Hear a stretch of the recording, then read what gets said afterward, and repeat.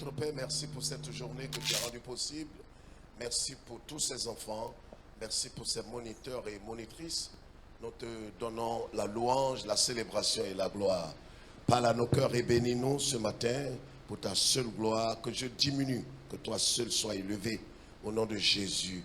Quelqu'un parmi nous dit Amen de tout son cœur.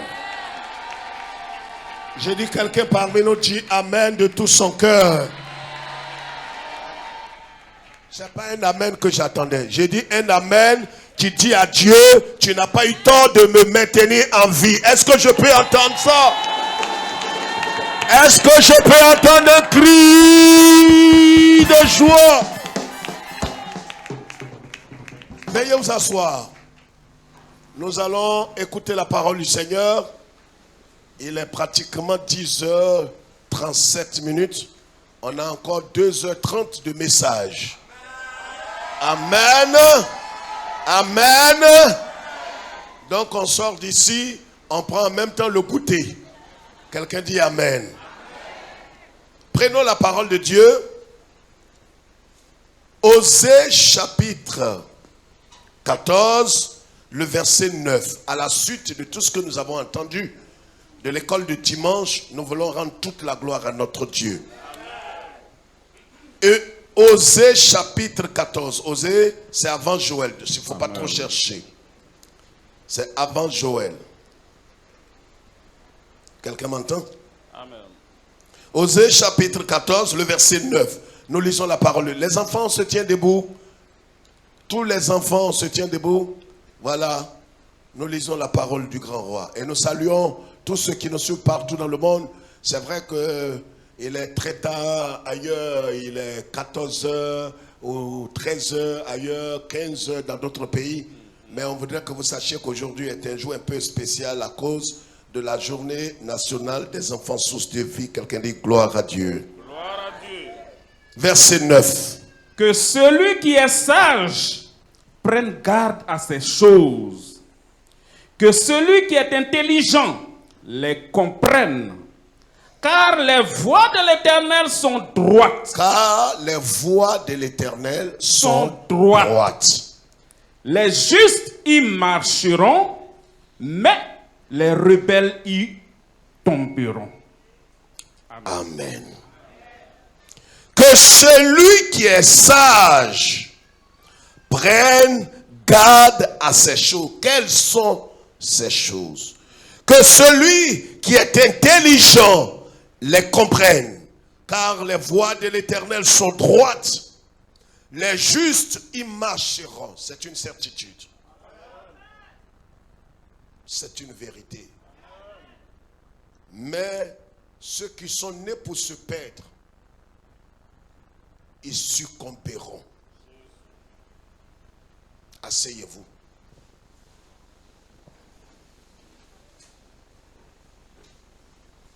Je voudrais en quelques minutes, je dis bien quelques minutes, levez la tête s'il vous plaît.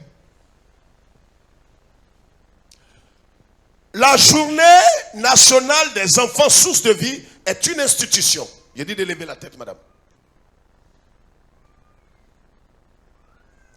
Pourquoi? Parce que dans Apocalypse, Jean, le serviteur de Dieu, dit, je vis les grands, les petits, se tenant devant le trône de Dieu pour être jugé.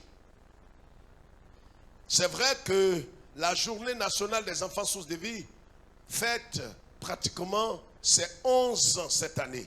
Mais le département lui-même existe depuis que l'église existe, ça veut dire 25 ans. Mais nous avons entamé les journées parce qu'un jour le Seigneur nous a mis sur le cœur de mettre à part un jour, un dimanche à part où les enfants, les parents, les moniteurs, les monitrices devrait pouvoir parler au cœur des enfants et montrer l'importance de ces enfants. Je voudrais préciser une chose, on n'a pas coutume de le dire, mais une fois n'est pas coutume. Si vous voyez aujourd'hui certaines dénominations qui sont déchues, qui sont devenues la synagogue des démons, ces églises-là n'ont pas commencé comme ça.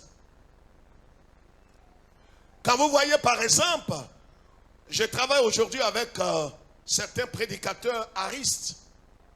Mais l'église n'était pas comme ça il y a plus de 100 ans. Quand vous voyez aujourd'hui certaines grandes dénominations, mais elle n'était pas ce qu'elle est aujourd'hui par le passé. Mais pourquoi? Parce qu'à un certain moment, les parents n'ont pas jugé utile d'instruire leurs enfants, d'éclairer leurs enfants, d'éduquer les enfants à la lumière de la parole de Dieu. Nous ne devons pas agir comme ces frères. Nous devons permettre à nos enfants d'entendre la parole de Dieu. Vous savez, la plus grosse tragédie qui va arriver au soir de la vie d'un homme qui a des enfants, c'est d'avoir lui-même accepté Jésus, d'avoir persévéré dans le Seigneur et de se retrouver au ciel et voir ses enfants en enfer. Parce que tu les verras, s'ils n'ont pas accepté le Seigneur et ils n'ont pas été éclairés, éduqués dans la voie du Seigneur, toi tu seras au ciel, mais eux, ils seront en enfer toute l'éternité. Si véritablement tu as aimé ton enfant, le voir souffrir, il va t'appeler par ton nom. Maman, c'est dans tel état tu m'as laissé. Maman, tu vas me laisser aller en enfer. Maman, tu ne viendras pas me chercher. Ce seront des cris qui vont déchirer ton âme toute ta vie au ciel. C'est ce qui est arrivé aux riches et aux pauvres Lazare. Je prie que ce ne soit pas notre portion au soir de notre vie.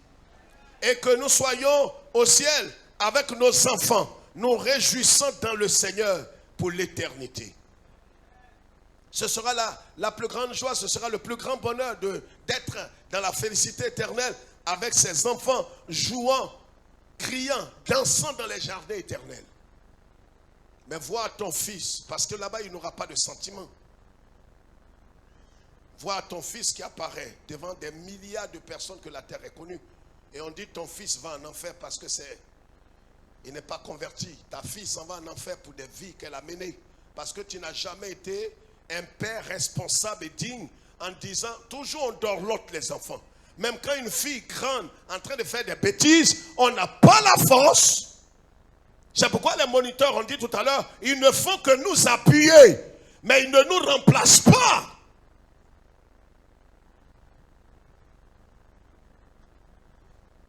Il n'y a rien de tel de voir ses enfants grandir dans le Seigneur.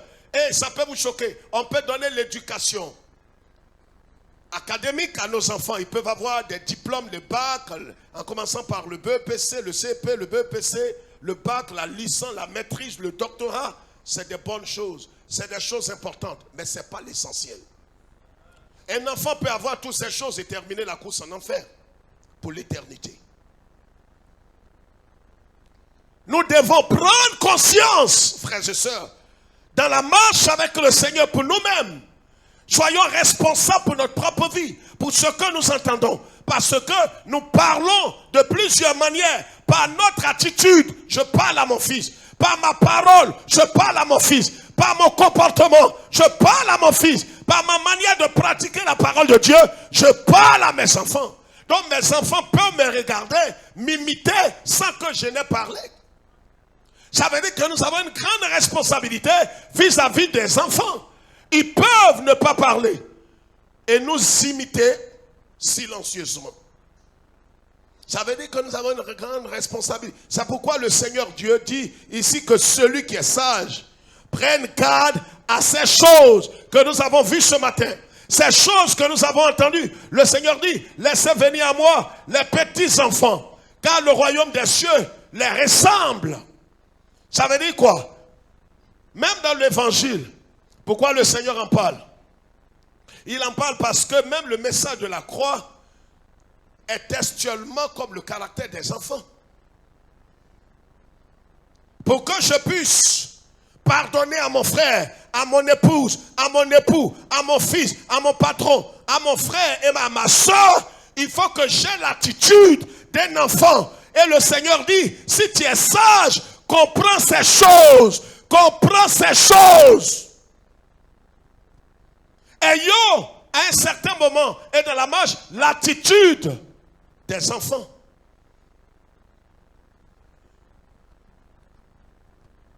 Un enfant est prêt à renoncer à lui-même. Un enfant est prêt à faire des palabres. Ils font des palabres entre eux.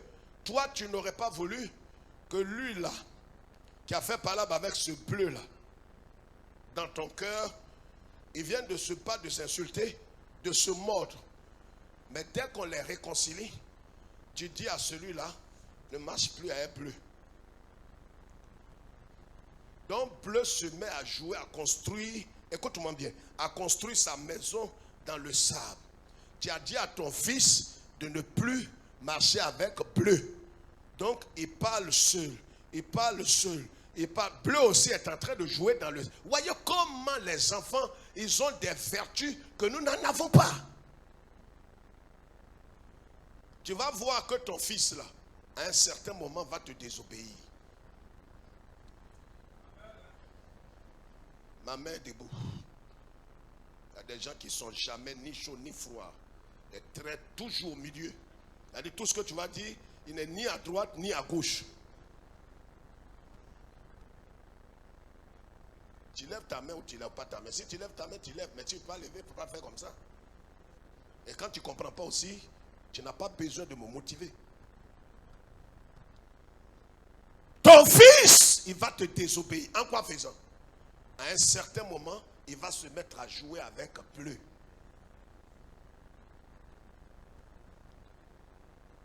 Tu es surpris de voir ton fils à qui tu as fait une interdiction de jouer avec bleu, en train de jouer avec bleu. Pourquoi? Parce que ce qui s'est passé là, ils ont déjà oublié. Et c'est pourquoi le Seigneur dit, si tu es sage, prends garde à ces choses, à l'attitude des enfants.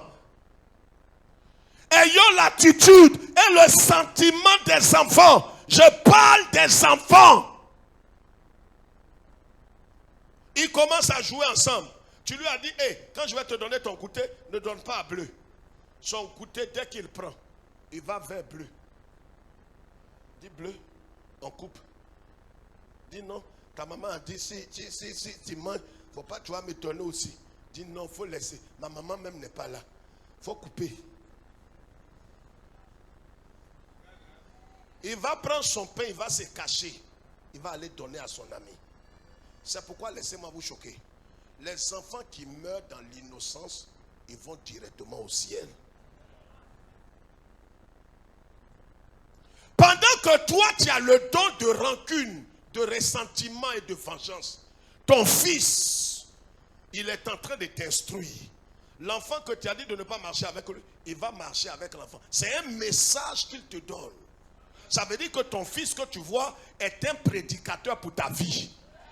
Mais la Bible dit Dieu parle tantôt d'une manière, tantôt d'une autre, et l'on n'y prend point garde. Dieu parle par ton enfant, Dieu parle par ta fille, par son attitude. Pendant que toi, gaillard, barbu, vieux, tu ne parles pas à ton voisin, ton fils te cache pour parler avec les enfants du voisin. Tu ne peux pas pardonner pendant que ton fils y pardonne. Quand tu le vois en train de rire avec les enfants du voisin, ça te fait, j'ai dit ça te fait. C'est pourquoi Jésus dit, ressemblez aux enfants dans leur attitude. Et le petit prédicateur qui est passé a dit tout à l'heure, pourquoi est-ce que David était l'homme selon le cœur? Mais parce que David lui-même agissait comme un enfant. Comme un roi. Tu es roi, tu as l'esprit prophétique, tu es l'ancêtre de Yeshua, et tu danses et tu roules dans la poussière. C'est les enfants qui peuvent faire ça. Enfant, tu l'as sapé, son costume, ensemble, tu as sorti ça, près de 100 000, tu as envoyé au pressing, 4 000, tu dis, il ne faut pas salir ça, papou. Papou, papou, quand je te parle, il faut écouter, papou. Si tu vas avec tes amis, ne t'assois pas même le sol. Ça, il va écouter pour un temps. Il va s'oublier. Et tu le verras en train de jouer. Il vient, il y a une partie de son habit qui est sale. David, il a roulé à terre comme un enfant. Et c'est pourquoi sa femme même lui a dit, j'ai dit, pourquoi tu te comportes comme un enfant? Il dit, mais je ne suis qu'un enfant. Quand je me tiens devant Dieu, je ne suis plus un adulte. Je ne suis qu'un enfant. Quand tu es devant Dieu, vous savez, même là où nous sommes là, quand tu es devant ton père, ton père, ton fakir, les enfants l'appellent le chao. Quand tu es devant ton papa, ton titre de ministre là, lui ne regarde pas ça. Un jour j'étais avec Mé, et puis on est allé, on a rencontré mon oncle.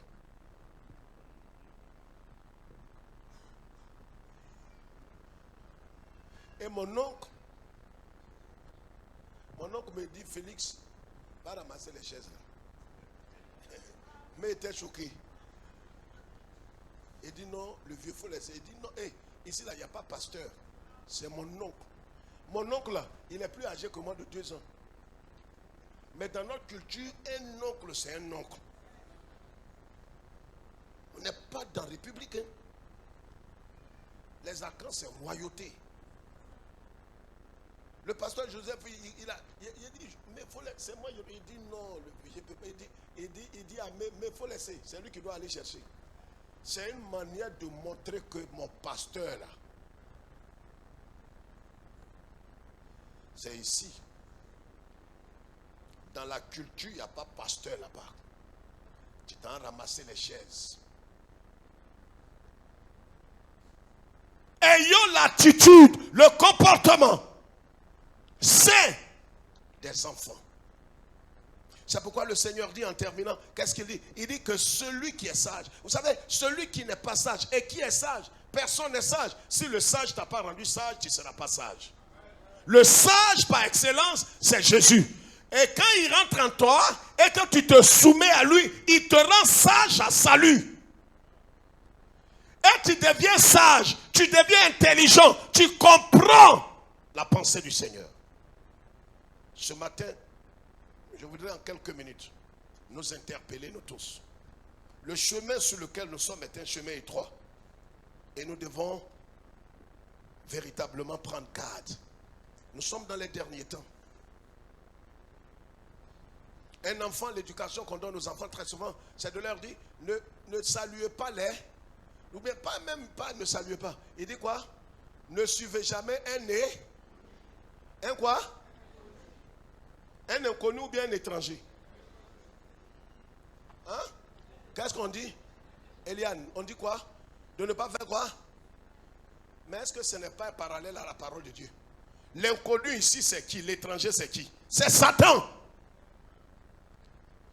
C'est pourquoi quand le Christ dit, ayez les aptitudes d'un enfant, c'est l'enfant, il pardonne. L'enfant renonce. L'enfant est prêt à s'humilier. Ce que le barbu, le vieux comme moi là, il ne peut pas faire. Même quand le papa, il te dit, je t'ai pardonné, il y a quelques ressentiments encore dans son cœur. Quand il te voit, il se souvient depuis 1981.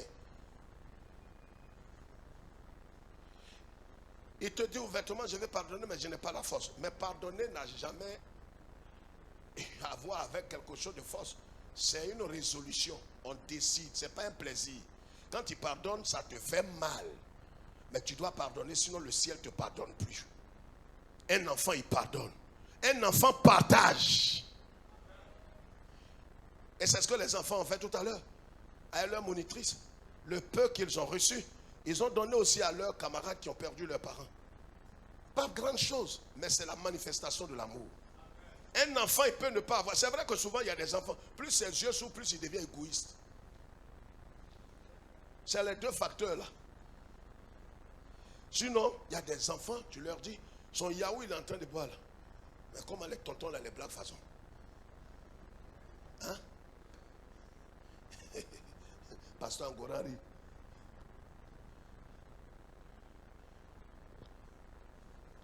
Il y a des enfants, c'est des vieux.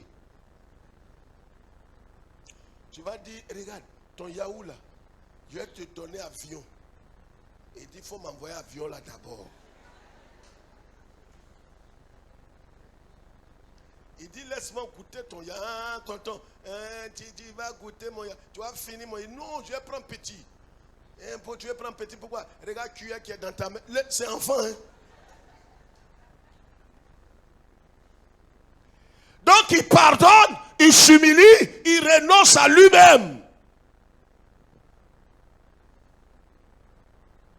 Un petit, tu vas lui donner un billet. Les bons petits, hein. Maintenant, ils tous là, ils sont sur Internet. Mais bons petits dont parle Jésus là, les enfants là dont parle Jésus, tu mets 100 francs et puis tu mets un billet de 10 000, il va prendre 100 francs là. En tout cas, les enfants dont parle Jésus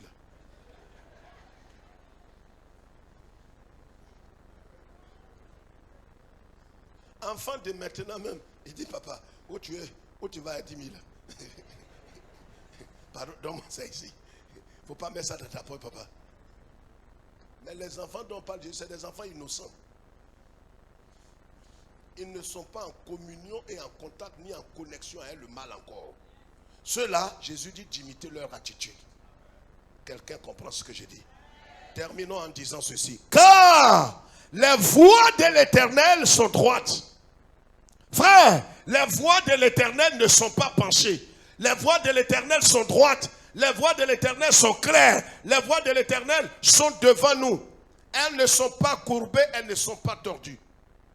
Ça veut dire quoi? Ça veut dire tout simplement que si tu veux trouver la voie de l'Éternel, tu vas la trouver, elle est devant toi. Les voies de l'Éternel ne sont pas compliquées. Les voies de l'Éternel sont droites. Qu'est-ce qu'il dit? Car les voies de l'Éternel sont droites, les justes y marcheront. Alléluia. Les justes, ceux qui ont été justifiés par la mort et la résurrection de Jésus, ils sont sur le chemin de l'obéissance, le chemin de la soumission. On ne les pousse pas, on ne les oblige pas. C'est naturellement qu'ils se trouvent sur le chemin de la vérité et ils marchent sur le chemin étroit. On ne les pousse pas parce qu'ils ont la sémence incorruptible, la sémence éternelle. Il y a pourquoi celui qui est de Dieu là, on ne le force pas. C'est gênant pour certaines personnes parmi nous. Tu n'es pas suffisamment mature pour marcher toi seul. Les justes, ils marchent sur le chemin sans qu'on les oblige. Parce qu'ils connaissent le chemin. Ils écoutent la voix de l'Éternel. Et ils demeurent sur le chemin étroit. On ne les oblige pas. Et le Seigneur dit, les justes, ils marcheront. Quand il y a un ordre qui est donné par Dieu, les justes, femmes, hommes, jeunes gens, ils marchent sur le chemin. On ne les oblige pas, on ne les contraint pas. On ne les importune pas. Il y a des choses on ne peut pas vous expliquer. C'est selon votre niveau. J'étais en train de dire à des serviteurs à mon bureau tout à l'heure, quand souvent les gens disent, apportez la dîme. Bon, ceux qui Joseph, donne-moi le panier là. Panier des dîmes là. Ça. Envoie. Pousse. Je vais vous dire quelque chose. J'ose croire que votre niveau peut comprendre. Regardez. Quelqu'un peut venir dire, je suis venu vraiment Seigneur, je suis venu donner ma dîme. Écoutez ici, écoutez. Ça, c'est des mystères que j'enseigne à l'école des aigles. Ceux qui rentrent dans le prophétique. Pas tout. Souvent, je suis avec mes enfants, je leur explique des mystères. Ils disent, mais papa, quand tu vas enseigner ça? Non, ils ne sont pas prêts. Est-ce qu'on savait que vous pouvez donner votre 10e sans donner la dîme? Tu as 100 000. Ce qui est dans ton enveloppe là, c'est 10 000. Tu viens pour donner tes 10. Quoi ça? Tu as donné ton. Quand tu viens mettre dedans, tu as donné ton. Aidez-moi, tu as donné ton 10e. Mais tu n'as pas donné ta dîme. D'expliquer ça là. Dis frère, il faut expliquer. Je t'entends pas. Je t'entends pas. Quand c'est comme ça, il faut venir au culte des vendredis des femmes. Dis pardonne-nous, Seigneur. Donc quelqu'un peut donner ses dixièmes, mais il n'a pas donné la dîme. Il ne veut pas prêcher. Et je ne suis pas venu prêcher. La dîme met Dieu en prééminence. Dis frère, il faut mélanger ça là. Ça veut dire que quand tu as eu tes 100 000, avant d'aller payer ton kokopaka, ta maison, tu enlèves la part de Dieu. La portion que tu as enlevée, c'est dixième, un dixième. Mais ce un dixième devient la dîme. Quand tu mets Dieu en prééminence, ça veut dire, tu ne fais pas tes dépenses d'abord, et puis tu te souviens dans ta petite tête que tu n'as pas encore donné la part de Dieu. Et tu enlèves dedans, et tu viens donner à Dieu. Tu as donné un dixième, mais tu n'as pas honoré Dieu. Tu comprends quelque chose? C'est pourquoi les gens peuvent venir donner leur dixième et ils ne comprennent pas pourquoi rien ne marche. Et ils croient que les pasteurs, il n'y a pas l'onction.